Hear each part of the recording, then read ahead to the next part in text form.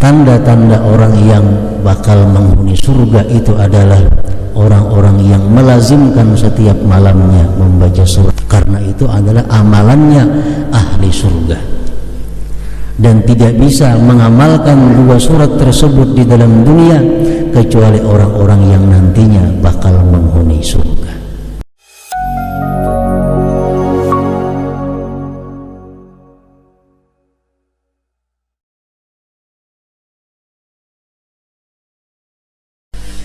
Para muhibbin rahimakumullah,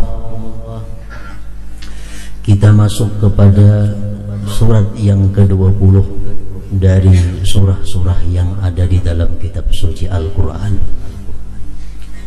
Al-Ishrun min suril Quran, suratul Taha. Yang ke-20 dari surat-surat yang ada dalam Al-Quran, yaitu surat yang dinamakan dengan Taha. Surat Taha Makiyatun, diturunkan di Mekah sebelum Rasulullah SAW hijrah ke Madinah. Wa ayatuha, dan ayat-ayatnya surat Taha khamsun wa thalathun wa mi'ah, berjumlah 135 ayat. Banyak hadis Rasulullah sallallahu alaihi wasallam yang membicarakan tentang surat Taha tersebut. Di antaranya sabda beliau, innallaha tabaraka wa ta'ala qara'a Taha wa Yasin qabla an yakhluqa as-samawati wal ardi alfa 'am, rawahu al-Baihaqi.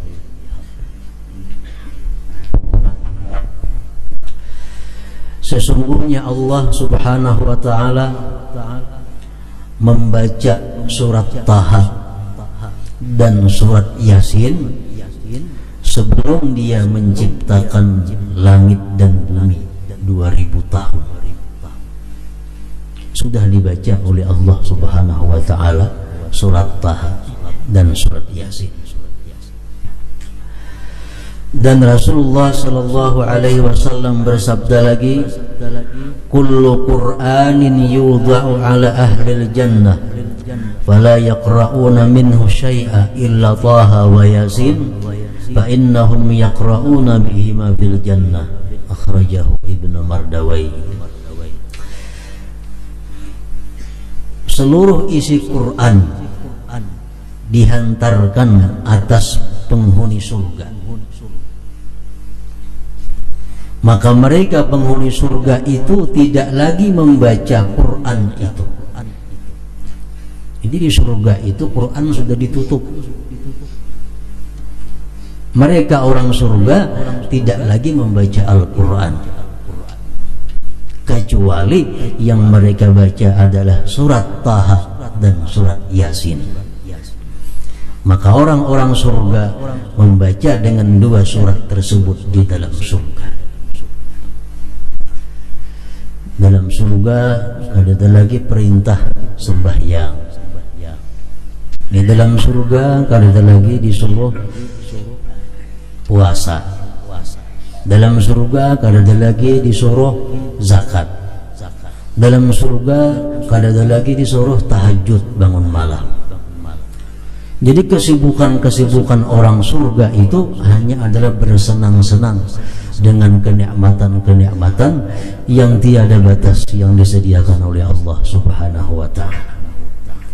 Namun dari sekian itu mereka tetap masih membaca dua surat yang ada dalam Al-Quran ini, yaitu surat Taha dan surat Yasin. Oleh karena itu ada pendapat para ulama mengatakan bahwa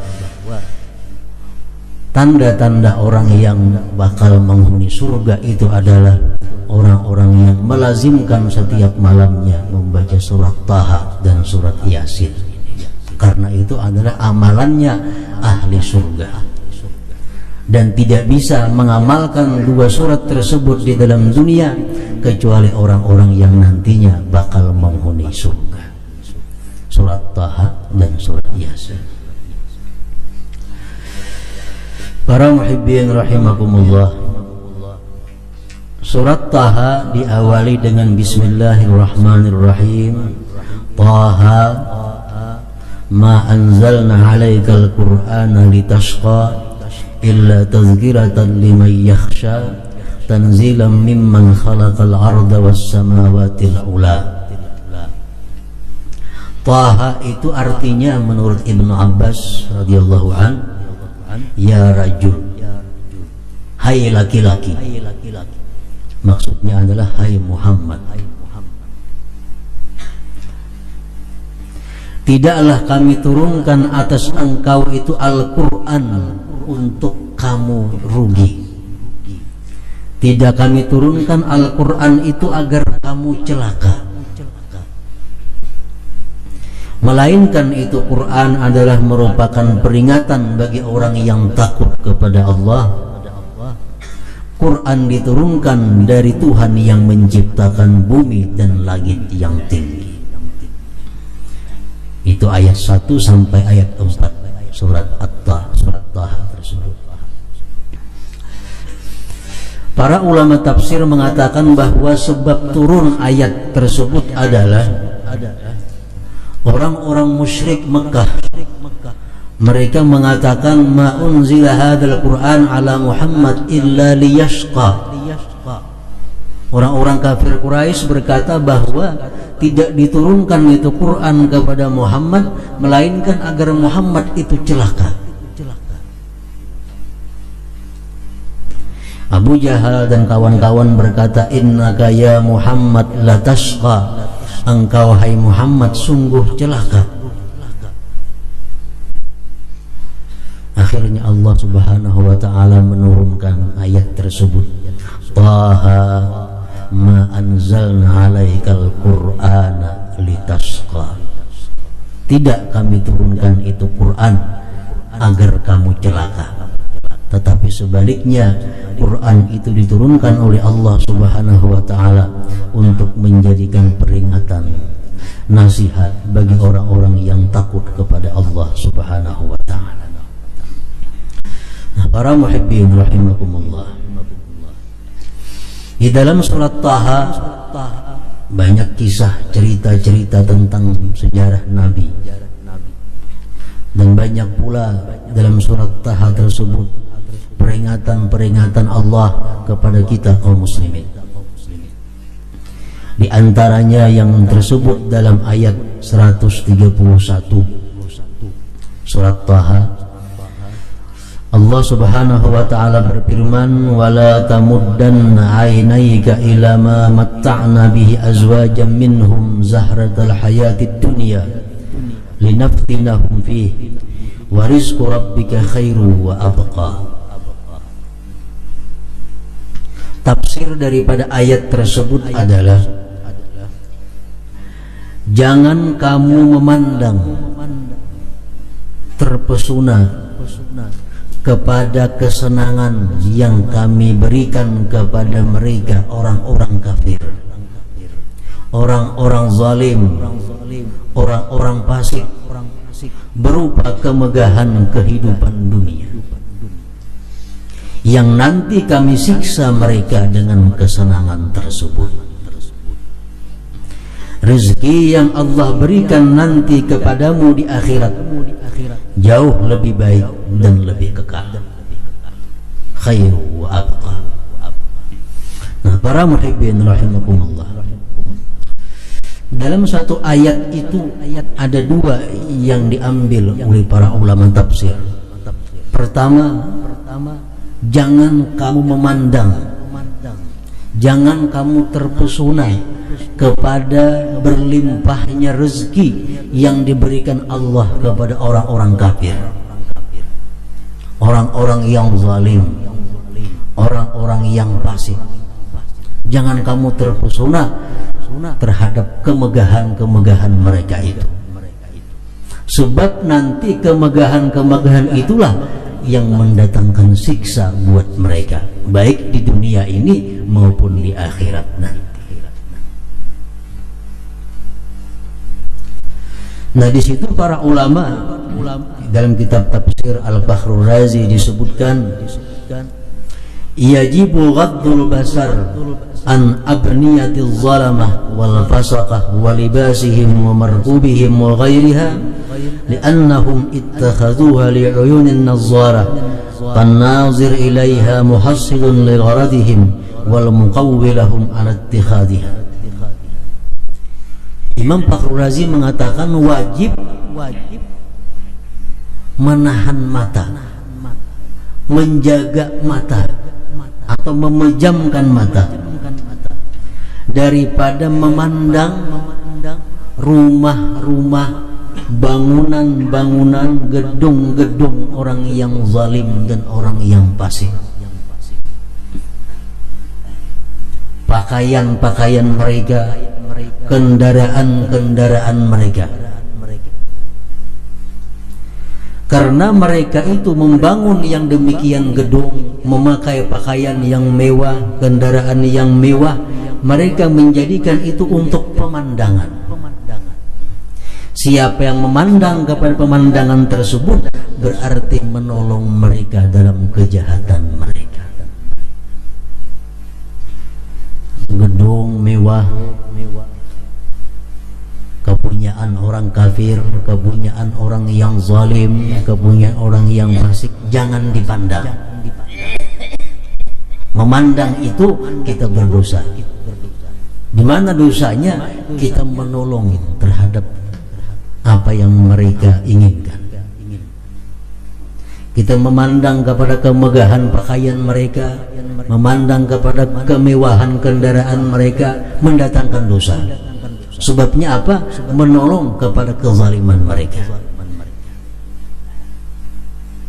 Nah, di samping itu kita memandang kepada kemegahan-kemegahan itu, dikhawatirkan kalau ada dalam hati kita kepingin seperti mereka itu. Nah, ini yang dikhawatirkan oleh agama kita. Jangan sampai kita terkagum atau mengatakan bahwa keberuntungan bagi orang-orang yang megah, orang-orang yang kaya, namun mereka dapat kekayaannya daripada jalan yang diharamkan Allah Subhanahu wa ta'ala. Jangan sampai kita iri, jangan sampai kita kepingin kepada orang-orang yang diberi Allah kemegahan, padahal mereka mendapatkannya dengan jalan yang dilarang oleh Allah Subhanahu wa ta'ala. Rasulullah sallallahu alaihi wasallam bersabda, la hasada illa bithnatain. Tidak boleh kita hasad. Arti hasad di sini kada boleh kita hendak meniru, kada boleh kita kepingin, illa bithnatain, kecuali pada dua. Nah, terhadap nang dua ini ayo kita kepingin, disuruh. Pertama, rajulin atahullahu malan fasallatahu ala halakatihi bil haqq. Seseorang yang diberikan Allah harta, diberikan Allah kekayaan, dia gunakan kekayaannya itu di jalan yang benar, jalan yang diridai Allah Subhanahu wa ta'ala. Dia gunakan hartanya untuk syiar Islam dan sebagainya. Nah, kepada orang tersebut kita berpahala bila kita kepingin jadi orang tersebut. Ada orang yang kaya, orang yang berlimpah harta, digunakannya hartanya untuk taat kepada Allah, disumbangkannya sana, sumbangkannya sini, digunakannya jalan yang baik. Lalu kita melihat, untungnya orang itu, aku hendak benar jadi macam itu. Nah, itu kita dapat pahala demikian. Yang kedua, warajulin atahullahul hikmata fahuwa yaqdi biha wa yu'allimuha. Seseorang yang diberi Allah ilmu, dia amalkan ilmu itu dan dia ajarkan ilmu itu. Nah, kita pun disuruh ingin seperti orang tersebut. Para muhibbin rahimakumullah, Kalau ada orang yang punya rumah mewah, pakaian mewah, kendaraan mewah, tapi dia dapat dari hasil riba, apakah orang tersebut kita katakan beruntung atau kada? Untungnya ini motornya bagus, untungnya rumahnya baik, untungnya pakaiannya ini, tapi dia dapatkan semua itu daripada jalan riba umpamanya. Nah, bila kita beriman kepada Allah, bila kita takut kepada Allah, pasti hati kita mengatakan orang itu adalah sangat rugi. Dan sedikit pun kita kadang kepingin jadi seperti itu kalau kita punya iman. Ada orang yang rumahnya bagus, kendaraannya mewah, pakaiannya bagus, harta di mana-mana ada, tapi didapatnya dari jalan korupsi. Kita katakan untung kada orang tersebut, berhasilkah dia? Kalau kita beriman kepada Allah, kita pasti mengatakan bahwa itu adalah orang yang sangat rugi, orang yang sangat hina di sisi Allah Subhanahu wa ta'ala, orang yang sangat menjijikkan di sisi Allah Subhanahu wa ta'ala. Tapi kalau hati kita cinta kepada dunia, hati kita senang kepada kemegahan dunia, pasti kita mengatakan, oh untung ini dapat itu segala macam, walaupun dengan jalan yang diharamkan oleh Allah Subhanahu wa ta'ala. Para muhibbin rahimakumullah, Allah Subhanahu wa ta'ala menceritakan dalam surat Al-Qasas tentang Qarun. Fakharaja ala qaumihi bi zinatihi qala alladhina yuriduna al-hayata ad-dunya ya laita lana mithla ma utiya Qarun innahu ladhu hazzin azim. Wa qala alladhina utul ilma waylakum thawabullah khairun liman amana wa amila salihan wa la yulaqqaha illa as-sabirun. Qarun keluar dari istananya, keliling dikawal dengan ribuan pengawalnya, berpakaian-pakaian yang sangat mewah, sutra, emas dan segala macamnya. Orang-orang yang cinta kepada dunia, rakyat yang cinta kepada dunia berkata, alangkah beruntungnya Qarun, kami ingin seperti Qarun. Itu orang-orang yang mengingini kehidupan dalam dunia. Sedangkan orang-orang yang diberi Allah ilmu, mereka berkata, wailakum, celaka kamu. Sawabullah khairun liman amana wa amila salihah. Pahala yang disediakan Allah jauh lebih baik bagi orang yang beriman dan beramal saleh. Para muhibbin rahimakumullah, sambungan daripada ayat dalam surat Taha tersebut adalah rizqu rabbika wa rizqu rabbika khairun wa abqa.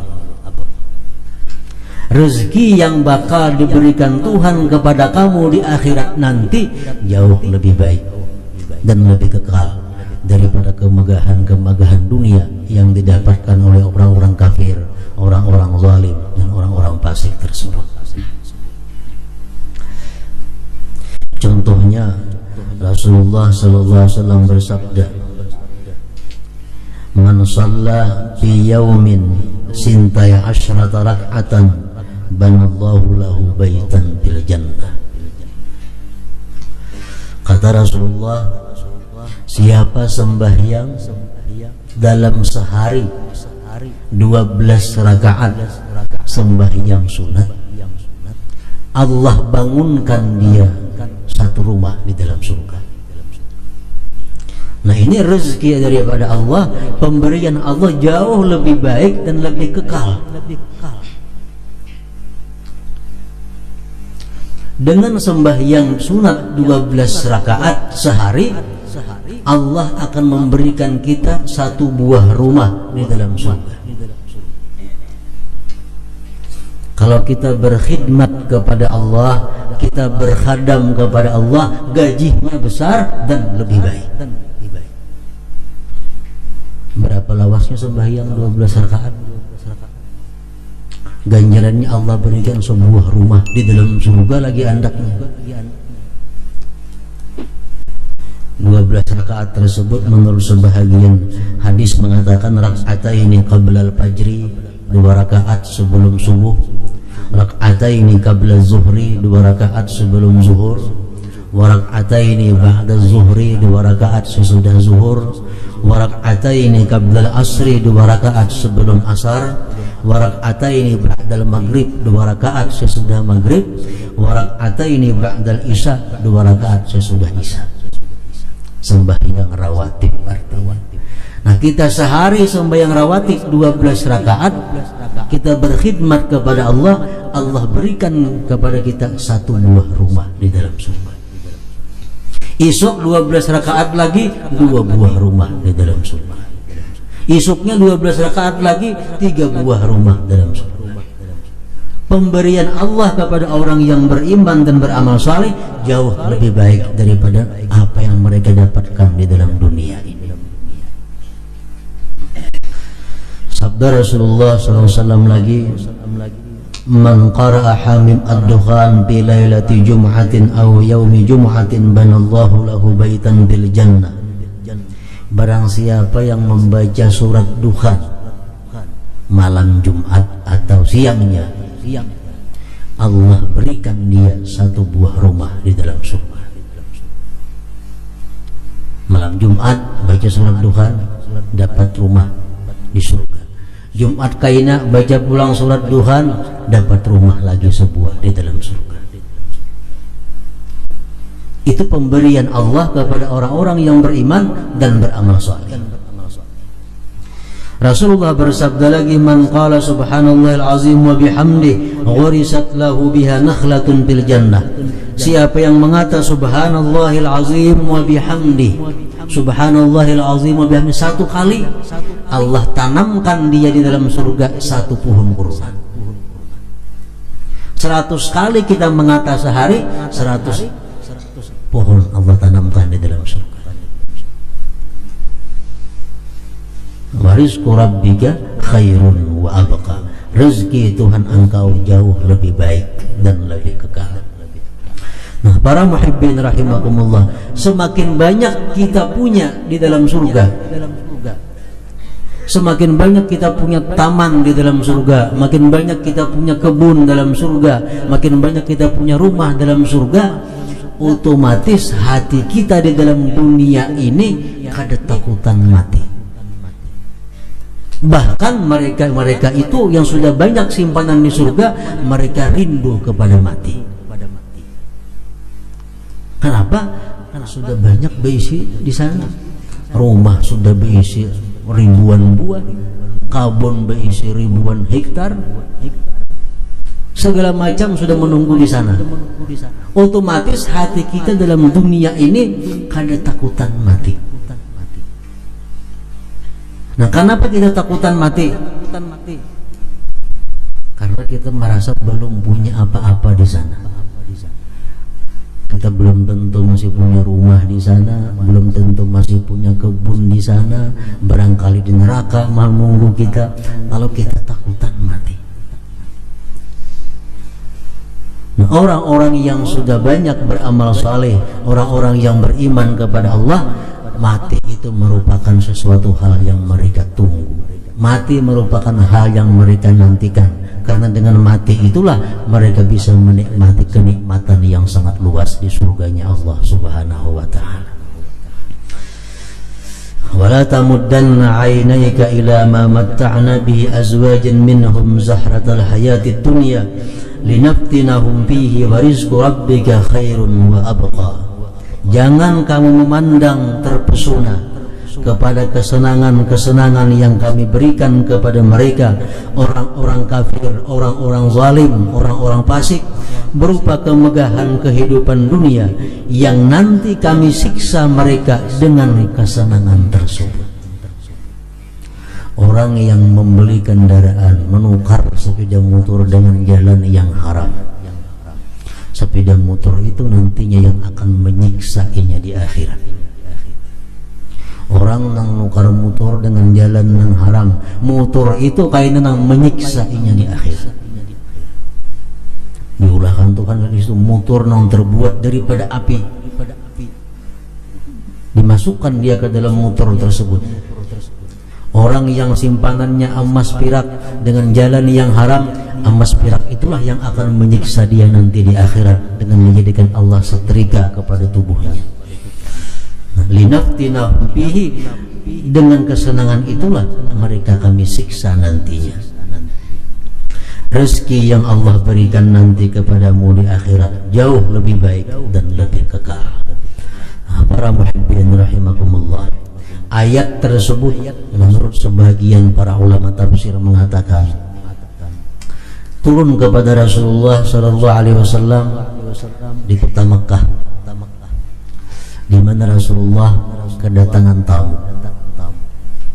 Beliau kedatangan tamu, lalu untuk menjamu tamu itu kan ada makanan.